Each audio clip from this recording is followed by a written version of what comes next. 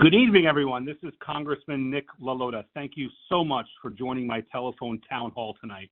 I am dialing into this call from my Washington, D.C. office. I'm in the Longworth House office building, and I appreciate you taking a moment to discuss the matters important to you, our community, and our country. And whether you'd be otherwise eating dinner with your family, shuttling your children to or from after-school activities, or maybe you're watching the Islanders game later on, I appreciate you taking time out of your evening to participate in this community conversation. You'll hear me say this a few different times throughout the call tonight, but if any time throughout the call you would like to ask a question, merely press *3. Again, that's *3 to ask a question. And if you'd like to subscribe to my office's newsletter, press *6. And again, any time throughout the call, if you want to ask a question, it's *3, and to subscribe to the newsletter, it's *6. So far, we have just over 2,000 people on the line. We're going to wait for a few more. And while we do wait for more people to come onto the line, I wanted to update you on some of my work in Washington, D.C. so far. And while my tenure as your representative in Washington started slow with a prolonged speaker vote, my team and I have hit the ground running since then. I was fortunate to be appointed to 3 very important committees: the Armed Services Committee, the Homeland Security Committee, and the Small Business Committee. And having attended the Naval Academy, and after having spent 11 years in the Navy, including deploying 3 times overseas, it was a tremendous honor to be selected to serve on the Armed Services Committee.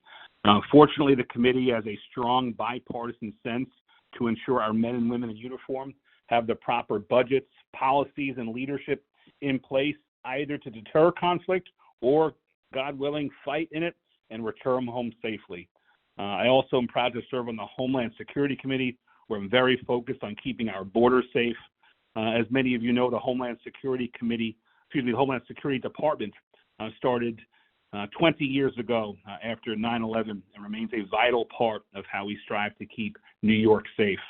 On the Homeland Security Committee, I was appointed as the vice chair of the Subcommittee on Transportation and Maritime Security, which oversees the TSA and the Coast Guard, both of which have a very strong presence in and around Suffolk County. And just to give you a little update, we almost have 4,000 people on the line. We're going to continue to let that number grow, and I'll tell you a little bit more about my work in Washington.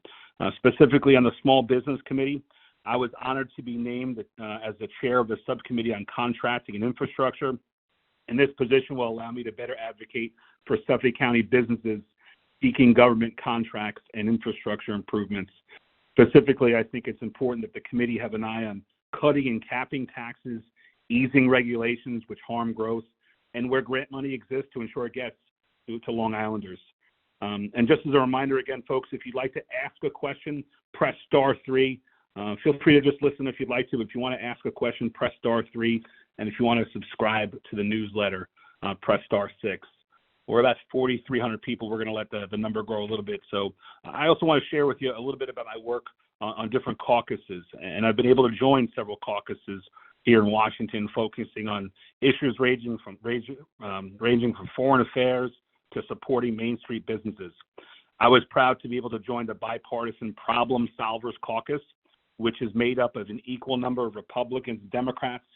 And in the last Congress, the Problem Solvers were heavily involved in important legislative packages, including the Bipartisan Infrastructure CHIPS Law.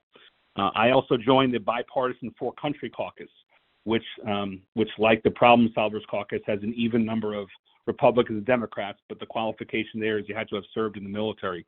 And in Congress, I'm pledging to put our country before my party by joining veterans in Congress who are interested in results more than rhetoric. And I'm looking forward to working with this incredible group of veterans in the Four Country Caucus to ensure that America remains the greatest country the world has ever known. In the Bipartisan Salt Caucus, we are working hard to develop legislation that would pass both chambers of Congress to restore the full salt deduction. And Long Islanders are some of the most overtaxed in the country. I don't need to tell you that. But restoring salt will get more dollars back into the pockets of hardworking families who are already struggling with high costs. And this will help families across Long Island make their dollar go further than it currently does. I was also proud to be chosen as the co-chair of the bipartisan Long Island Sound Caucus, and partnering with Connecticut Congressman Joe Courtney, we will be focusing on issues relating to and impacting the Sound, including conservation, water, fishing, transportation, and energy. The Sound is a vital part of Suffolk County's economic and unique culture, and I was proud to have an amendment unanimously passed the House this year to protect Long Island's waters from offshore drilling. As co-chair of this caucus, I will continue that work to protect the Sound's water, fishing, and accessibility for generations to enjoy. And just a reminder, if you'd like to ask a question, please press *3. We're going to get into the questions in a few minutes. But again, if you want to ask a question, please press *3. And if you'd like to subscribe to the newsletter, press *6. And we'll take a question or two in a few minutes.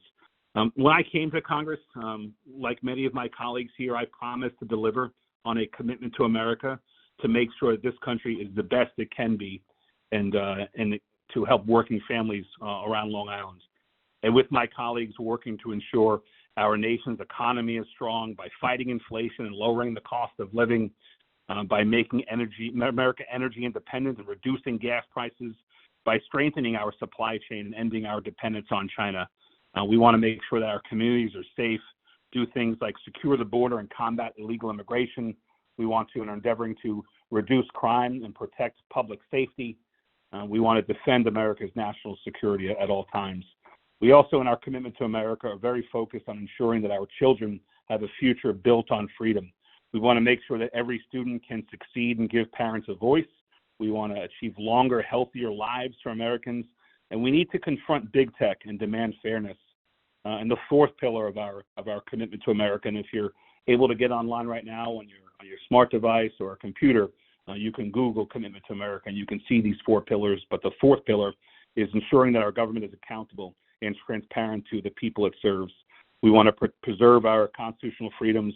We want to hold Washington accountable, and we want to restore the people's voice. And these are national objectives that folks in my conference and I are very focused on, but we're also going to be focused very much on Long Island issues. And I see we're at about 5,000 people, which was our goal before we started taking questions. So we're going to take our first question. So, operator, can you open up the line for Ronald and Andrea, please?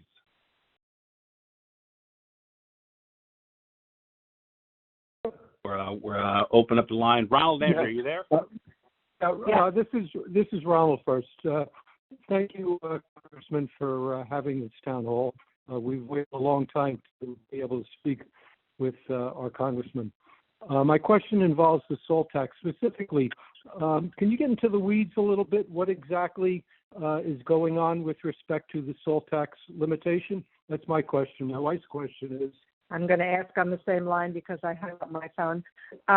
My question to you is on reproductive freedom. If overturning Roe v. Wade was about returning the decisions to the states, would you support a national abortion ban if it was proposed in Congress? Thank you. Sure. And thanks so much for your questions. I heard a question on salt and one on a national abortion ban. So on salt, I don't have to tell the folks on this call the impact of New York's taxes, but as it rates throughout the country at 12.47%, New York State has the highest effective property, sales, and income tax rates in the entire nation. It's nearly double what Florida's is at 6.33, and we're losing a lot of people to Florida every year. And property taxes in most of the homes in our district exceed about $12,000 per year, and it's hurting so many people, and especially seniors on fixed incomes. And New York State also has the dubious distinction of leading the country in out-of-state migration. Simply said, more people leave New York State than any other state in the nation. And while the governor and the state legislature in Albany have a duty to lower New York's taxes, I'm working with my colleagues on both sides of the aisle to ensure that we get that SALT deduction back. And SALT is state and local tax. And the deduction, as many of you know, is when you go to your accountant or your tax preparer.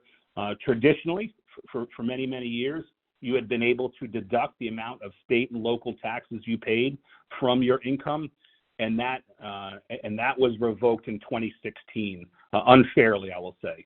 It wasn't put back when the other party took power here in Washington a couple of years ago, but rather than looking backward, I want to look forward. I want to work with my colleagues to ensure that that gets voted on this Congress, this 118th Congress. Many of my colleagues from my side are quite proud that Republicans like me won competitive districts in New York. We've gotten a lot of clout for doing that. There are 6 of us who won tough Biden districts, and the leadership of my side has recognized how difficult it was for us to win those races. And we've told them that we made a promise to our constituents. And if you want us back, you need to make sure that we rally all the votes to ensure that we pass some more SALT relief for our constituents. So it's something I'm very, very focused on. And we've been able to get some broad bipartisan support. I'm in that SALT caucus, as I mentioned earlier in the call. We have some decent support. And I suspect, like most things in Albany and Washington, it's going to be a matter of leverage and timing to ensure that we get something meaningful done. So I hope that answers your question. With respect to abortion, I've said it many times throughout the campaign. I'll say it again.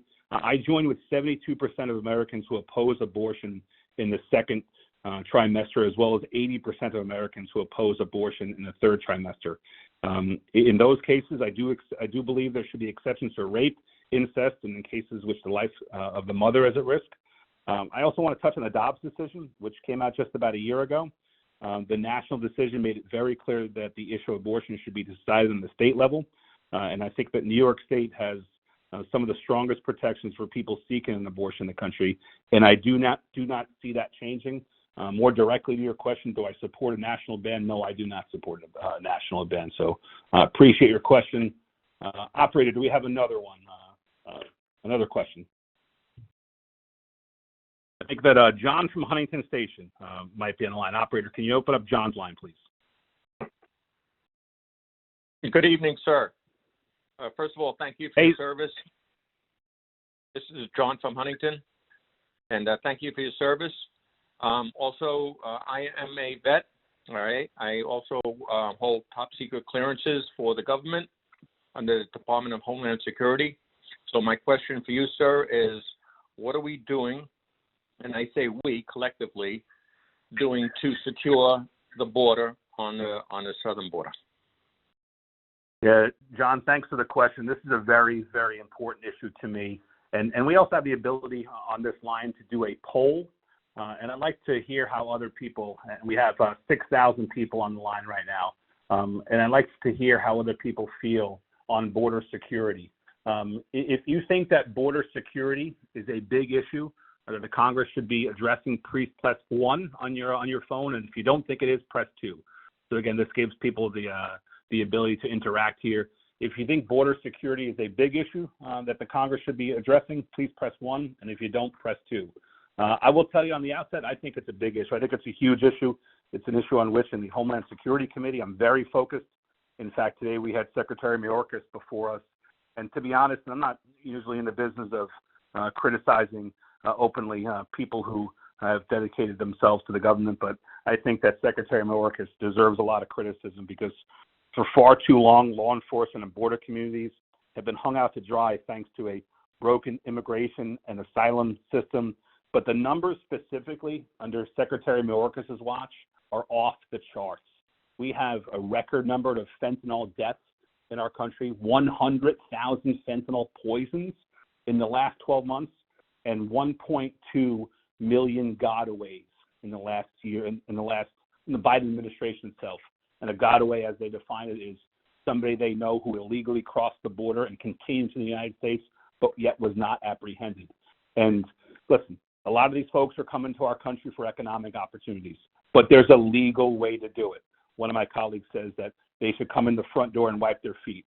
That's his way of saying that there's a legal process to apply for a status here, whether that's a work visa, whether that's an immigration status or citizenship. There's a way to get here legally, and we need to fix part of that process, but we absolutely need to secure the border already. The secretary is doing a terrible job at it. I was down on the border twice so far as a member of the Homeland Security Committee and saw firsthand, the drugs, the weapons, the human trafficking coming across the border. And it sickened me, and it validated a lot of the data that we see every month and really the department needs, to be honest, a new leader. I've called on Secretary Mayorkas to resign. It's so clear that the climate in the upper echelons and in the rank and file in the Homeland Security Department, specifically with CBP, is terrible. They don't respect their leader. He's lost their confidence, and we need a change there and a refocus on how to secure our border. So great question, sir. And again, sir, I appreciate your service, and I hope that addresses the question. Operator, I understand that Audrey in Smithtown might be on the phone. Can you put Audrey through, please? Hello? Hi, Audrey. Go ahead with your question, please. Hi. My question is, as the mom of a recent graduate from the United States Air Force Academy in May of 2022, who is now serving this country as a second lieutenant, as I'm sure you are well aware of because you graduated from the Naval Academy, how do you feel about George Santos and with all his baggage judging the potential candidates that apply to these academies? Thanks so much for your question. And again, for anybody else who wants to ask a question, please press *3. We're going to close out the last poll, and we're going to start a new poll. If you think that George Santos should leave Congress, press 1. And if you think that George Santos should stay in Congress, press 2. And to answer your question, ma'am, but first, appreciate your family service. For me, getting into the Naval Academy was as much as about me as it was about my mother, who ensured that I filled out all the paperwork on time, showed up to the right interviews, was presentable when I did, and really gave me the right direction growing up. Even way before that, she was secretary at Grumman, and Northrop Grumman brought Tomcat models home for me, and it was she was a great inspiration to ensure that I put myself on that track, and I appreciate the track that your son is on as well. But on Santos, I probably can't say enough about how disappointing and embarrassing he is to the office he holds. I was one of the first in my party to call for his resignation. I was one of the first in my party to ensure that he was investigated for what are bona fide financial crimes and election fraud. There's a lot of talk in our system about election fraud. This guy duped everybody, adopted entire stories that were untrue, and told voters and donors and everybody in between that he was somebody that he wasn't. That is election fraud. It's a disgrace. He should be gone. The unfortunate thing is he hasn't left yet. The Ethics Committee is investigating him. Law enforcement is certainly investigating him. I expect him to be in jail this time next year. But right now, your question, it reveals the flaws right now of him not getting out. That right now he has discretion over nominations to our service academies, projects in the district. He still has a vote on the important matters that are before us. I'm disgusted by all of it. And whether you're a Republican or Democrat and you're fighting for the issues that matter to you in Washington, the thing is they matter to you, that you came here with some sort of core ideology and principle and story and focus. And all of it that relates to him is all bogus. So this keeps me up at night. I'm disappointed by it. I've leaned into it in my own conference in the Congress to ensure that as quick as possible we get him out, because I think he's an entire embarrassment. So I hope that answers your question. Operator, do we have another one, please? I'm getting a sticky here. That Joe in Northport. Can you open up the line for Joe in Northport, please, operator?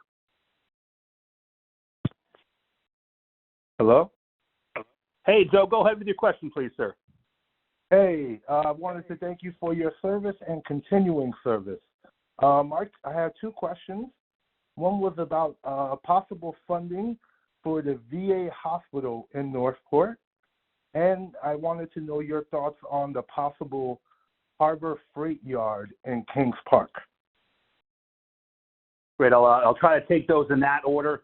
The Northport VA, a lot of good folks working there. My uncle used to work there. He was an orderly there, a custodian, and put a lot of good time in there. A lot of good folks work at the VA. But I recognize that a lot of my fellow veterans are quite frustrated by the process, by the bureaucracy, by the wait times, by the inefficiencies. And we're working hard. I'm coordinating. I'm not on the Veterans Committee. I think I said earlier in the call, I'm on the Armed Services, the Homeland Security, and the Small Business Committee. And though I don't sit on the VA committee. I'm working very often with some of my colleagues on specific issues about bureaucracy that's in our VA system. There's some calls going forward to cut funding from the VA or to pare it back to a couple of years ago. I oppose those measures. I do think that, and I hope that we get to a question on the debt at some point in time. But nevertheless, we do need to do things with respect to how much money we're spending as a government, but I do not support cuts to the VA. You know, men and women who have served this great country have put their lives in the line, have sacrificed so much. In my case, you know, my brother spent 20 years in the Marines. It was quite tough on him and his two boys and his family throughout his time. And whether somebody lost their life, a limb, or they sacrificed something to do with their family, our men and women who have done so much deserve something when they come home, and something is at least decent health care. So specific to the Northport VA, sir, my office has been in constant contact with folks about their VA claims. Fortunately, we have a very robust constituent services office in our Huntington location. We're going to move our office here in a couple of weeks more towards the center of the district in Hauppauge. So if you have a specific issue, make sure that you're calling my office and making sure that you let me know specifically what your issue is. Fortunately, the folks at the Northport VA have been darn good when we've called them and asked them for specific attention and help on a veteran's claim. But more broadly speaking, we're working every day here in Washington to clear some of the backlog at the VA, make things more efficient, make things a little more customer friendly. I do support, when the veteran wants it, a more private option for their health care. I think that a lot of veterans don't want to go to a big government building for their health care. I respect that, and I think that government should free up some funding to ensure they have that option as well. But appreciate your service, sir. And on a local issue, on the train, on that depot in Kings Park, I'm in touch with some of the local officials there. We need to ensure that the right decision gets made there, and where the federal government can weigh in, and specifically the Biden administration, we're asking they be accountable to us. So please stay in touch with my office on the details of that. And thanks so much for your question, sir. Again, *3 if you have a question, *6 if you'd like to sign up for our newsletter. Again, that's *3 if you have a question, and *6 for the newsletter. We're going to go another 15 minutes or so on this call, but again, *3 if you have a question, *6 if you'd like to sign up for the newsletter. Operator, can you open up another line, please? I understand it might be a Deal Sama from Northport. Can you open up Deal Sama's line, please? Good evening. Thank you so much for doing this. This is amazing, and thank you so much for your service, sir. I'm an attorney practicing in Suffolk County, and just a little bit ago, we had a cyber attack in our county offices that actually brought all of our businesses, a lot of our business, to a halt. The majority of my transactional matters were halted, all of the ones in Suffolk, and a good part of my litigation matters were also halted because we all needed information from Suffolk County, but there was a cyber attack, the county office, computers were hacked, and we were unable to get the information that we needed in order to move forward. It took about a month to sort everything out. My understanding is similar attacks happened in other countries around the United States, and I'm wondering what your office is doing to help protect not just us locally, but also the state and maybe at a federal level from another cyber attack, especially in the wake of, such as big advances in technology, AI, ChatGPT, things like that. Great, relevant question. I appreciate it, and I hope all's well in Northport. My wife teaches over at the Northport High School, and it's a great community that you're from. So there's been a squabble about who is supposed to, from a governmental perspective, own the issue of cyber attacks. There's different levels of government. I'm sure you know. Some folks are in villages, others and most are in towns, county, state, and federal. So there's been a bit of an issue about who has responsibility and ownership. And I feel very strongly the federal government should be very involved in thwarting cyber attacks. The overwhelming majority of them are coming from overseas. I serve in a cyber subcommittee. I've rolled up my sleeves on this matter, and it's one of those other ones that keeps me up at night. I think that we're very prepared for military conflict in the sea, air, and land, and we're developing a space force. But where I know we need more attention, both expertise and funding is in our cyber capabilities, because like you mentioned, a regular business who's doing the right thing, who's just ensuring that they're producing their product or they're meeting their service, has to suffer from sometimes the unfortunate risk of these cyber attacks. And I know that a lot of people are paying high rates in cyber insurance, and I think the federal government needs to continue to focus on that. I'll give you a little bit of hope right now. We have a very attuned cyber subcommittee that I serve on, the Armed Services Committee. Chairman Mike Gallagher is our subcommittee chairperson, and we have some pretty sharp minds in the DoD ensuring that we reduce our vulnerabilities. But as you've mentioned, we're not there yet. We need to do more, and I certainly have an eye out for that. So I appreciate that. Great question. Again, God bless Northport. Operator, would you open up Raheem's line? I understand Raheem has a question. Hello? Hey, Raheem, it's Nick LaLota. Please ask your question. Congressman, first off, Heather said hello. She said to give you a shout out. Wanted to say thank you for your service and everything you're doing. My question is regarding energy independence here. What's going on with what we're doing with energy independence? How soon can we expect some relief at the pump, if you will? And again, thank you for your service. Thanks so much, Raheem. Good to hear from you, sir. I'm a Republican who believes in the all of the above energy approach. Wind, solar, battery. I think that we should do it all, but we shouldn't forget about petroleum.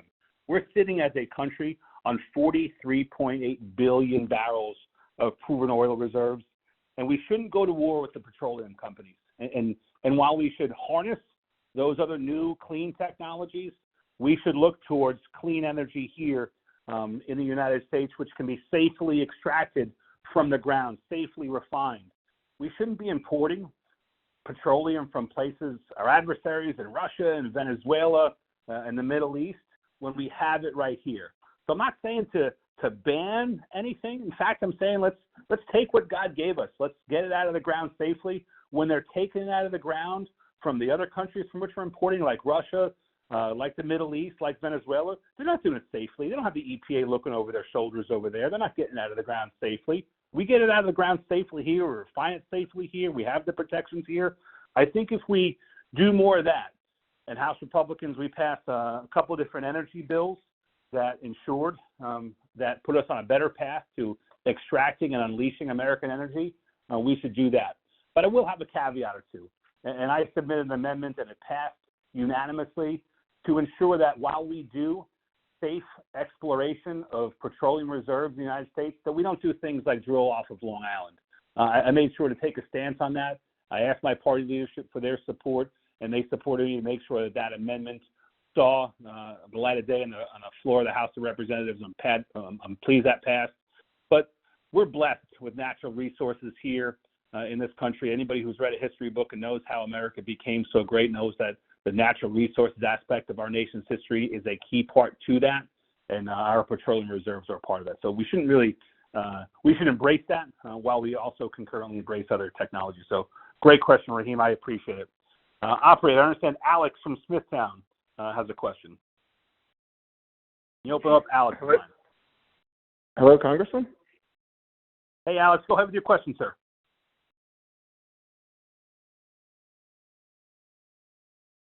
Operator, do we have Alex? I think we might have lost Alex. Have another question, operator? Yes, sir. We have a question from Jackie in Wading River that was submitted online. Jackie in Wading River asks, how did a 21-year-old in National Guard get access to our nation's secrets? Yeah, an embarrassing moment and a damaging one for our country. You probably saw or read about a young National Guard soldier who lacked the integrity that his position required and intentionally leaked some of our nation's secrets. We're going to find out more in the coming days and weeks about the specific motivation and the specific scope of the leak. But a totally shameful, embarrassing moment. I can say this as somebody who wore the nation's uniform for 11 years and the brother of somebody who wore it for 20. This is the exception, not the rule. 99.99% of our folks in uniform have the right honor, courage, and commitment that their positions require, and this individual strayed very far from the beaten path. We need to do some analysis as an Armed Services Committee to give some oversight to this matter, to see to what extent better supervision should have been in place, to what extent better protocols and procedures should be in place. I've read just from unclassified open source reporting that there was a printer hooked up to a classified network, and this individual did not have the specific need to know the things that he revealed. So why somebody who didn't have the need to know was also printing things out was a no-no when I wore the uniform, and I had a top secret clearance when I wore a uniform. So we're going to analyze the specific protocols that were involved in this. The individual ought to be held accountable. We ought to throw the book at the individual. It's terrible what he did. I don't care what his motivations were. Nobody should stray off that path and leak our nation's secrets. It damages, it puts our men and women in harm's way. It damages our relationships overseas, and we need to ensure that we have a whole lot less of that moving forward. So definitely appreciate the question. Operator, do we have another one, please? Yes, sir. We'll go to another submitted question online. This one from Alice in Smithtown. Alice asks, what is your plan for the debt ceiling? We cannot default on our debt. That would be a disaster. Hey, Alice, great question. I agree with you there. I think there's two parts, though, and I'm certain of two things. The greatest nation in the world has ever known is $31.7 trillion in debt. So I'm sure of two things. I'm sure that we must not default on our debt. We must raise the debt ceiling, but at the same time, we need to pare back the spending that's allowed us to rack up that much debt. And by the way, if you want to look backwards, both parties are to blame. I'm a Republican, and I'll concede that Republicans in this town have been in on the overspending as well. But if we're going to get out of this mess, and right now we're at 120% debt to GDP ratio, we owe 120% of our economy at $31.7 trillion. If we don't get that under control, our children and grandchildren will be denied the very opportunities that we've had that have made this nation so great, that have given us so many opportunities. We need to get this under control, and I think it needs to be a bipartisan solution on both raising the debt ceiling, but finding places, not named Medicare, not named Social Security, not named military and VA. We need to find other places to cut to ensure that we put ourselves in a more healthy track. The first of which is the unspent COVID money. There's like $60 billion of unspent COVID money. That's a real number. That's a significant, meaningful number that could actually start to, and I've served on aircraft carriers, swing the course of this ship into a better direction. Now, it's not going to be just that. There's going to be other belt tightening that needs to be done moving forward to ensure that we put the nation on the right track with respect to our spending. Hey, let's do one more poll question. I'd love to hear from you if you think that my plan to do both, one, raise the debt ceiling, and at the same time pare back discretionary spending, not named Medicare, not named Social Security, not named military or VA. If you think that I should be supporting a plan that does both, raise the debt ceiling and cut spending, but not in those vital areas. If you agree with that approach, press 1. If you disagree with it, if you think that just, I should do what some other folks in this town want to do and just pass a clean debt ceiling with no spending cut requirements, feel free, please, to press 2. I'd love to hear your feedback. Again, 1, if you agree with my plan. 2, if you think there's a better idea out there. But that's what I'm offering on this. I think there needs to be a dual-headed approach to our nation's debt situation. I think we have time for one more call tonight. Operator, can you open up Ruth Ann's line, please? Hi, Congressman. Thank you for taking my question. My question is about the security according to China, and how every day in the news there's something new where they've been able to infiltrate our city, our airspace, buy up our farmland, and also target our kids on social media. What's being done to protect us? Great question, Ruth Ann. We're focused a lot on China. And the good news on that, the thing that makes me optimistic on that, is there's bipartisan support in this town to help combat a growing China. And first and foremost, we have a bipartisan China Select Committee, chaired by Mike Gallagher as well, a friend of mine here, a former Marine, and he's got some very good experience with respect to China, because he and the rest of us here know that China has been positioning itself and attempted to expand their influence further and further into the South China Sea. Tensions between us and China are probably near an all-time high and have been growing as the Chinese Communist Party has been seeking to take control over Taiwan in the coming years. As you probably know, they're building islands, man-made islands throughout the South China Sea and creating a military presence in that region. And I think it's essential that the Department of Defense actively deter China's growing influence. Now, I don't think that war with China is inevitable. In fact, I think the stronger our military is, and better yet, the stronger the Chinese know our military is, the more likely we are to deter that conflict. And I think we need to continue to do so. Fortunately, the DoD has recently announced the location of 4 new combined bases in the Philippines. And I was stationed in the Philippines for a year back in 2005. And these bases, when they become fully operational, will be critical to boost our nation's presence in the region, to hopefully neutralize the Chinese Communist Party's influence. And I think it'll help us gain some strategic control over the South China Sea, which is imperative to our trade. And I think it's crucial that the U.S. can continue to position itself to have regional readiness in the Indo-Pacific region and in bases throughout the region to help solidify our presence. Great question, Ruth Ann. Hey, listen, we went 45 minutes. I think we had a total of about 13 or 14,000 people cycle in and out of the call. I appreciate the opportunity to be able to speak with Long Islanders, with Suffolk County residents tonight. It's an honor of my lifetime to serve you in the Congress, to be in these halls, to vote on legislation that will keep our country great, that will help protect the island on which I grew up. I'm blessed to have this opportunity. I appreciate you having given it to me. And I want to thank you for taking time to participate, to ask questions, or if you just came here just to listen. That's absolutely awesome. Also, if you want to stay up to date on future events, both in person and on the phone, please check out my website, lalota.house.gov/townhall. Visit my social media, @Rep LaLota. I'm on Twitter, I'm on Facebook, I'm on Instagram. And you can sign up for my newsletter at lalota.house.gov, or again by pressing *6.